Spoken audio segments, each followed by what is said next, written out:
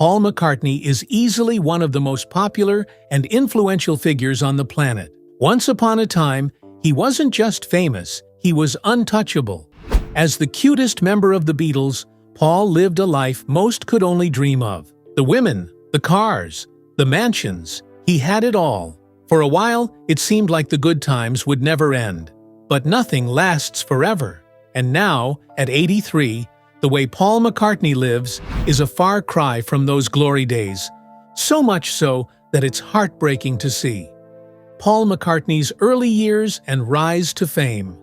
James Paul McCartney's story begins far from the screaming crowds and flashing cameras that would one day follow him everywhere. He was born on the 18th of June, 1942, at Walton Hospital in Liverpool, where his mother, Mary Patricia, worked as a nurse. His father, Jim, was a cotton salesman turned wartime lathe turner who doubled as a fire brigade volunteer at night. Both parents had Irish roots, and home life was modest but close-knit. Paul grew up with his younger brother, Michael, and later a stepsister, Ruth, from his father's second marriage. Religion was never a big presence, though Paul and Michael were baptized Catholic. Jim had long since traded Protestantism for agnosticism. The family moved around during the war years, eventually settling in a council house in Speke in 1946. After the war, money was tight. Jim returned to his old job at the cotton merchants for less pay, while Mary's work as a midwife kept the family afloat. She'd cycle through Liverpool's streets at all hours, even in the dead of night, delivering babies while the city slept. Paul was bright, passing the 11+ exam in 1953, one of only 3 out of 90 students to do so, earning him a place at the Liverpool Institute Grammar School. It was on a school bus in 1954 that he met George Harrison. Paul would later admit he spoke down to George at first. After all, George was a year younger. But the friendship stuck.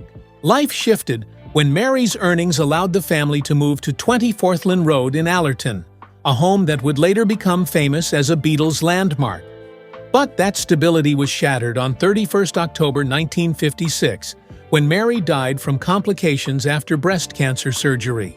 Paul was just 14. The loss cut deep, and 2 years later, he found an unspoken connection with John Lennon, who had lost his own mother at 17. Jim, a former jazz band leader, pushed music into Paul's life early. There was always an upright piano in the living room, and though Paul resisted lessons, he taught himself by ear. For his 14th birthday, Jim gave him a shiny nickel-plated trumpet. But when rock and roll swept in through Radio Luxembourg, Paul swapped it for a 15-pound Framus Zenith acoustic guitar. Playing right-handed didn't feel natural, so when he saw a poster of Slim Whitman playing left-handed, he restrung the guitar and found his way. That guitar carried his first song, I Lost My Little Girl, while the family piano became the birthplace of When I'm 64. American rhythm and blues, especially Little Richard, fueled him. Long Tall Sally became the first song he ever performed in public at a Butlins holiday camp talent show. Then came the day that changed everything. On the 6th of July, 1957, at St. Peter's Church Hall Fete in Woolton, Paul met John Lennon, who was playing with his skiffle group, the Quarrymen. Their music was a scrappy mix of rock, roll, and folk jazz energy. Soon after, Paul was invited to join as rhythm guitarist, and his creative partnership with John began. George Harrison came aboard in 1958, followed by Stuart Sutcliffe on bass in 1960. The band cycled through names like Johnny and the Moondogs, the Beatles, and the Silver Beatles before settling on the Beatles in August 1960. With Pete Best on drums, they packed their gear for Hamburg, ready to sharpen their sound in the rough clubs that would turn them from Liverpool lads into the group that would change music forever. Conquering the world with the Beatles. By 1961, the Beatles were still a scrappy young band, hungry but unpolished. When Stuart Sutcliffe left, it was Paul who slid into the role of bass player. Whether he took it on with a grin or a grimace is still debated, but either way, It would change the band's sound forever. Hamburg was their training ground. Dark clubs, long nights, and endless sets that toughened them up. It was there they recorded for the first time, backing Tony Sheridan on My Bonnie under the name The Beat Brothers. That modest little record would catch the ear of Brian Epstein, the man who would smooth their rough edges and propel them into history. By January 1962, Epstein was officially their manager, and soon change came fast. In August, Pete Best was out, Ringo Starr was in, and a month later, Love Me Do hit the charts. By 1963, Britain was theirs. By 1964, America fell too. The madness had a name now, Beatlemania. And in the middle of it all, Paul was the cute Beatle, flashing that effortless smile while churning out hits alongside Lennon. Together, they penned early anthems like I Saw Her Standing There, She Loves You, I Want to Hold Your Hand, and Can't Buy Me Love. In August 1965, Paul pulled a curveball. Yesterday, a tender ballad backed by a string quartet, was unlike anything the Beatles had released before. It was just Paul's voice, his guitar, and that lush arrangement, a risky move for a band known for rock and roll swagger. It became one of the most covered songs in history. Around this time, Paul started to emerge as the group's creative driver. During the Rubber Soul sessions later that year, he wasn't just writing songs, he was arranging, producing, and subtly steering the ship. The Beatles had moved past their mop-top phase. As Paul later put it, we'd had our cute period, and now it was time to expand. But expansion came with tension. Norman Smith, their recording engineer, recalled that Paul could be meticulous, sometimes to the point of friction, especially with George Harrison. And yet, the music was evolving fast. Revolver in 1966 was a leap into bold new territory, intimate lyrics, orchestral touches, and psychedelic edges. Paul's Eleanor Rigby, stripped of guitars and drums, was a stark, haunting masterpiece, a neoclassical tour de force, in the words of critics. By the end of their 1966 U.S. tour, the Beatles had played their last commercial concert. Live shows were over. The studio became their stage. Paul dabbled in outside work, scoring the film The Family Way with George Martin. The project barely made a ripple commercially, but it earned him an Ivor Novello Award, proof that his musical instincts extended far beyond pop hits. Still, Paul wasn't about to let the band drift. In early 1967, he pitched a wild idea. What if they stopped being the Beatles altogether? What if they became someone else, a fictional group with no rules? The result was Sgt. Pepper's Lonely Hearts Club Band, rock's first true concept album. It was colorful, experimental, and unapologetically ambitious. The cover, based on a sketch by Paul and brought to life by Peter Blake and Jan Howarth, was a celebrity collage that sparked endless fan theories. And in the studio, the band went all in, a 40-piece orchestra for A Day in the Life, conducted in part by Paul himself, and songs that sounded like nothing else on the radio. But even as the music soared, cracks began to show. Brian Epstein's sudden death in August 1967 left a gaping hole. Without him, the Beatles floundered in business matters, and Paul, ever the one to push forward, stepped into the leadership role. His first big move was Magical Mystery Tour, a TV film he largely directed. It was meant to be whimsical. Instead, it was their first critical flop. By late 1968, things inside the band were tense. The recording of the White Album was marked by frayed nerves and long, separate hours in the studio. The Let It Be sessions in 1969 didn't help. Footage from the period showed Paul lecturing the band about discipline, something they'd once gotten from Epstein. "We've been very negative since Mr. Epstein passed away," he told them, urging a return to order. But the magic that had once glued them together was slipping. In March 1969, amid the chaos, Paul married American photographer Linda Eastman. That August, they welcomed their first child, Mary, named after Paul's late mother. Around the same time, the Beatles recorded Abbey Road, their final studio album.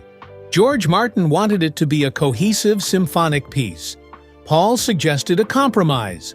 Side 1 would be individual songs, Side 2 a sweeping medley. The result was a fitting, bittersweet farewell. Then came one of the strangest moments in Beatles history, the Paul is dead rumor. A theory spread that Paul had died in a 1966 car crash and been replaced by a look-alike. Clues, fans claimed, were hidden in album covers and lyrics. The story grew so wild that Life magazine tracked Paul down at his Scottish farm for a cover story reassuring the world that, yes, he was still very much alive. Behind closed doors, though, the end was near. In September 1969, John Lennon privately told the others he was leaving but kept it quiet for business reasons. Paul, already clashing with his bandmates over Alan Klein's management, went public in April 1970, announcing he was done. On New Year's Eve that same year, he filed suit to dissolve the Beatles' partnership. It would take years until 1975 for the split to be made official, and even longer for the lawsuits between them and EMI, Klein, and each other to fully die down. The dream was over. Paul, the cute Beatle who had once seemed untouchable, had outlasted the band that made him a superstar. And though the world would still see him smiling in photographs, it was clear something in him had shifted. The glory days were behind him, and the next chapter would be an entirely different kind of fight. But while the Beatles were history, Paul's face and charm were still everywhere. The spotlight didn't dim just because the music had changed. If anything, his fame took on a new, more personal angle. Suddenly, the headlines weren't just about records and tours, they were about his love life. The many women in Paul McCartney's life. During the wild frenzy of Beatlemania, Paul McCartney's personal life was practically public property. The Fab Four couldn't walk down the street without being mobbed, and for countless girls across the globe, the ultimate fantasy was becoming Mrs. McCartney. But at the peak of the Beatles' fame, hearts broke everywhere when it became clear Paul's attention was already claimed. He was engaged to British actress Jane Asher, and over the years, he would go on to marry 3 times, most famously to Linda McCartney, the love of his life and his greatest creative partner. Paul's first real brush with romance came in 1959 when he began dating Dot Roan, a local Liverpool girl. The relationship turned serious quickly, and by 1960 they were engaged after she became unexpectedly pregnant. But tragedy struck when Dot suffered a miscarriage. Soon after, the engagement was quietly called off, and by 1962 they had parted ways for good. Paul would later admit those early days in Hamburg, Germany, were hardly picture-perfect fidelity. Affairs were frequent, and there was even a bit of girlfriend swapping within the Beatles' inner circle. Paul briefly dated Thelma Pickles, who had previously been linked to John Lennon, and Iris Caldwell, who had once dated George Harrison. Everything shifted in 1963 when Paul met Jane Asher. She was just 17, a striking redhead already making a name for herself in films like The Mask of the Red Death and Alfie. They met backstage at a Beatles concert where she was working for a BBC music program, and sparks flew instantly. Before long, Paul had moved into the Asher family's London home, staying there for 3 years as Beatlemania exploded across the world. By 1967, the couple was engaged, but the cracks were starting to show. The Beatles' fame was all-consuming, and Paul's experiments with drugs didn't help. The breaking point came in 1968 when Jane discovered him with American writer Francie Schwartz. She ended the relationship and announced the split on live television. Schwartz would later release Body Count in 1972, a book detailing their brief fling. Despite the heartbreak, Jane's presence in Paul's life inspired a wave of songs, some tender, some raw. Tracks like "And I Love Her," "You Won't See Me," "I'm Looking Through You," "For No One," and "Things We Said." Today all carry echoes of their time together. Paul would later reflect on how much her family's warmth had meant to him, describing those years as kind of perfect, with a homey atmosphere that felt grounding amidst the chaos. Fate stepped in that same year. In 1967, Paul met Linda Eastman, an American photographer, at a Georgie Fame concert in London. Their paths crossed again in both London and New York, and after his split from Jane, Paul and Linda became inseparable. They married in 1969, and Paul adopted Linda's daughter, Heather, from her first marriage. Together, they had 3 more children: Mary, who became a photographer and author, Stella, who built a fashion empire, and James, who followed in his father's musical footsteps. The McCartneys chose a life far removed from the chaos of Beatlemania, spending much of the 1970s on a remote Scottish farm. Linda had been an accomplished artist before meeting Paul, but after the Beatles disbanded, he taught her to play the keyboard. The two collaborated musically, releasing the album Ram in 1971 and later forming Wings, achieving major success throughout the decade. Paul's love for Linda poured into songs like "The Lovely Linda," "My Love," "Two of Us," and the timeless "Maybe I'm Amazed." Their marriage was a true partnership, creative, romantic, and fiercely loyal. Paul often spoke of how little time they ever spent apart, claiming it was less than a week over their 30 years together. That separation only came when he was jailed for drug possession in Japan in 1980. When Linda died of breast cancer in 1998 at just 56, Paul described feeling blessed to have spent 3 decades with a very beautiful, strong, unusual, amazingly talented woman. Life eventually moved forward, and in 1999, Paul met Heather Mills, a model and activist who had lost a leg after being hit by a police motorcycle in 1993. They began dating the next year and married in 2002. From the start, the relationship drew intense media attention. Paul was 26 years older, and Heather was no stranger to the tabloids. Rumors swirled about her, embellishing her past, and the press painted her as hungry for fame. Still, Paul seemed smitten, penning songs like Heather, "Too Much Rain," and "See Your Sunshine" in her honor.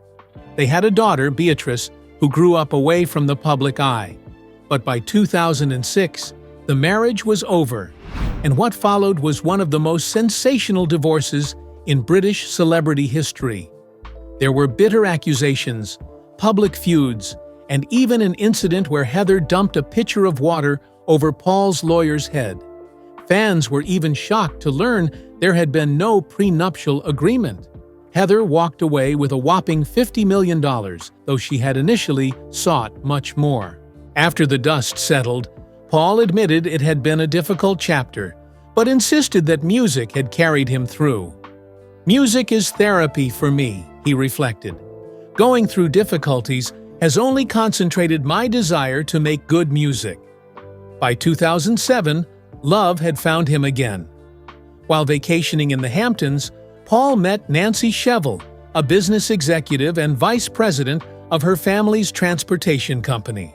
She also served on the board of New York's Metropolitan Transportation Authority. 17 years his junior, Nancy had her own wealth and career, and perhaps most importantly, she brought no drama.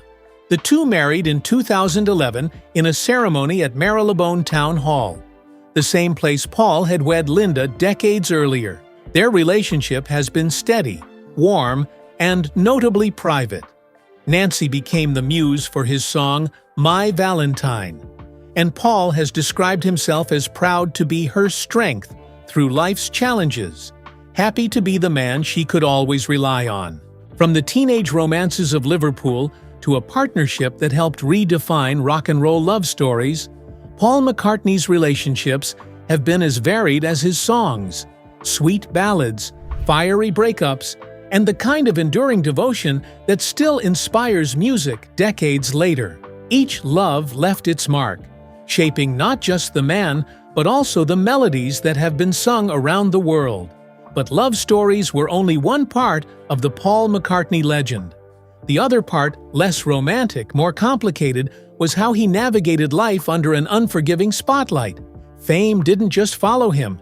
It magnified every misstep, every rumor, every headline. And while the world preferred to see him as the untouchable, cute Beatle, reality had a way of breaking through that polished image. Headlines, scandals, and public backlash. Paul McCartney might be remembered today as the charming, unshakable Beatle with the squeaky clean reputation, but his public image hasn't always been untouchable. For all his warmth and easy charisma, he's had moments when the tide turned against him. Sometimes because of scandal, sometimes because of sheer misunderstanding. One of his most infamous blunders came in 1980 when he arrived in Japan carrying half a pound of marijuana. Japan's drug laws were brutally strict, and the offense could have landed him in prison for 7 years. Fans and critics alike were stunned. What on earth had he been thinking, especially as a father? Paul would later admit it was a foolish move, explaining that after years in America, where attitudes toward drugs were far more relaxed, he'd grown casual about it. In hindsight, he called it very stupid, adding that most people in his position would have given the stash to the roadies before entering the country. His decision, he admitted, showed he wasn't thinking at all. But the real storm that year had nothing to do with drugs. In December 1980, John Lennon was murdered in New York, and the world reeled in shock. As one of the people who had known Lennon best, Paul was immediately approached for comment. Cameras were shoved in his face, and his brief response, calling it a drag, came across to many as cold and dismissive. The backlash was swift. People wanted poetic tributes, something profound, to mark the loss of one of music's greatest icons. Instead, they got a few clipped words. Years later, Paul explained what had really been going on in that moment. He described being in deep personal grief, unable to process the enormity of it in public. He admitted that he wasn't good at expressing public grief, and that when someone stuck a microphone in his face, just hours after Lennon's death, the words simply wouldn't come. All he could muster was that it was a drag, not because he didn't care, but because the shock was too raw. George Harrison and Ringo Starr, he pointed out, hadn't come out with eloquent speeches either. Lennon was too dear to them. It was all too much. Of course, this wasn't the first time Paul had been at the center of public confusion. More than a decade earlier, in autumn 1969, one of the strangest and most persistent rumors in music history took off: the Paul is dead conspiracy. According to this bizarre theory, Paul had died in a 1966 car crash and been replaced by a look-alike. It started as a joke, a satirical piece in the University of Michigan student newspaper, but quickly spiraled into a full-blown obsession. Fans began combing through Beatles albums for clues. Paul's bare feet on the Abbey Road cover supposedly symbolized a corpse. John's voice at the end of Strawberry Fields Forever was misheard as "I buried Paul." It was actually cranberry sauce. Album covers, song lyrics, and even music played backwards were said to hide secret messages about Paul's death. Radio DJs gleefully fanned the flames until the rumor had taken on a life of its own. Eventually, Paul had to step out of hiding to prove he was still breathing. In a 1969 Life magazine interview, he pointed out that the speculation probably began because he hadn't been in the press much. He explained that he'd already done a lifetime's worth of interviews and was simply happy being with his family, choosing to work when he felt like it, rather than chase headlines. He also had a pointed message for the rumor mongers. They ought to look to their own lives instead of spending time imagining his death. There wasn't enough time in life, he argued, to waste it worrying about whether or not he was alive. The incident became more than just a quirky chapter in Beatles lore. It was an early example of how conspiracy theories can explode, long before the internet made them viral in minutes. Paul is Dead was pop culture's first taste of the pattern-seeking, backmasking, and obsessive clue hunting that still fuels wild speculation today. For Paul, it was just another strange reminder of what it meant to live under the world's microscope, where one wrong move, or even just silence, could cause a scandal that lived on for decades. But while the wild rumors faded into nostalgia, the years brought new challenges. At 83, how Paul McCartney lives is so sad. For all the energy and youthfulness Paul McCartney still radiates at 83, life hasn't been entirely free of bumps in the road. Behind the eternal smile and boundless stamina, there have been moments of struggle. Times when health, both mental and physical, wasn't something he could take for granted. Over the years, that's included bouts of depression, a drinking problem, and even a widely believed and completely false story about heart surgery. Paul has been candid about his low points, especially the period when he turned to alcohol to cope with stress. Speaking to GQ, he admitted that in some of his darkest days, it wasn't therapy or quiet reflection that he leaned on, it was booze. There wasn't much time to sit with mental health struggles, so it became a choice between boozing or sleeping. Looking back, he recognized those were deeply depressing times, and alcohol was simply the easiest, if not healthiest, escape.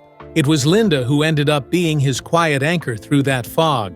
Paul remembered meeting her in New York when she was already divorced, raising a child alone, and going through her own depression.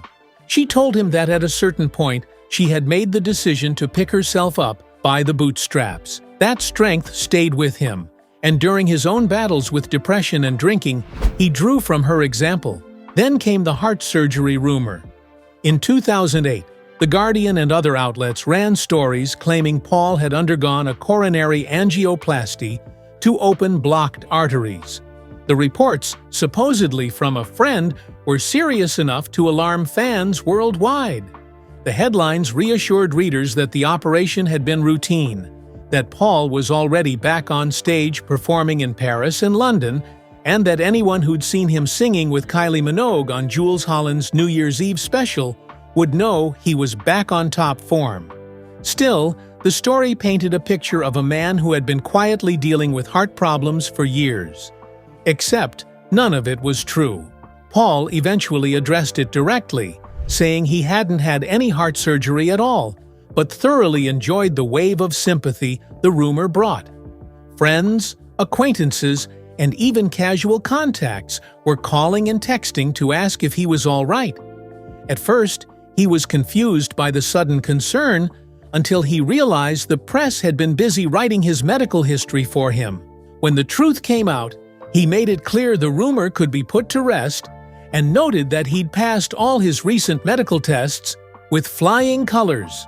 If there's a secret to his longevity, Paul credits much of it to choices he's made for his mind and body. One of the biggest was committing to a vegan diet, a lifestyle he's kept for decades. These days, he points out, plant-based eating is far easier than it used to be. There's no need to settle for the boiled sprout, as in the old days. The abundance of vegetarian and vegan options means he can eat well without feeling restricted. Yoga and meditation have also played a big role.